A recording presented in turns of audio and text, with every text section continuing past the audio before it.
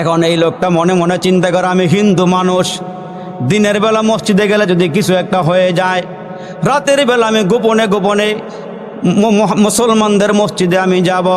এখন যাওয়ার আগে আগে লোকটা চিন্তা করে, আমি দেখেছি মুসলমানেরা আল্লাহর ঘরে মসজিদে যাওয়ার আগে হাত পাও ধুই। বেড়াদের অজু বুঝে না, মুসলমানেরা হাত পাও ধুইয়া মসজিদে যায়, আমিও হাত পাও ধুইয়া একটু আল্লাহর ঘরে যাইতাম চাই। এই বেড়ায় যেমনে পারছে এমনি মুসলমান হাত পাও ধুইয়া মসজিদে রাতের বেলা চলে গেছে। গিয়ে দেখে একটা মিম্বরের দিকে তাকাইয়া কয়, এই 3 সিঁড়িকে খোদা নিয়ে আবার।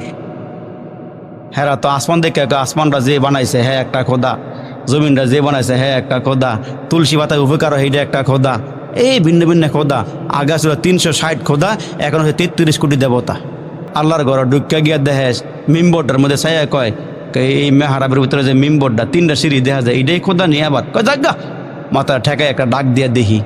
এই বেড়ায় তো আর বুঝে না, কিন্তু আল্লাহ ডাক দিয়ে আগে কাফেরা ডাক দিল আমি শুনি, মুসলমান ডাক দিলেও শুনি, বেমানা ডাক দিলেও শুনি, নামাজে ডাক দিলেও শুনি। যখন ডাক দিছে সঙ্গে সঙ্গে আল্লাহ ডাক দিয়া কয়, এই আমার ডাক অস্কেল লেগা, কয় আল্লাহ আমার মায়ের সুস্থ করে দাও। বাড়িতে গিয়ে দেখা সুস্থ হয়ে গেছে। আর একটু জোরে কোন সুবহানাল্লাহ।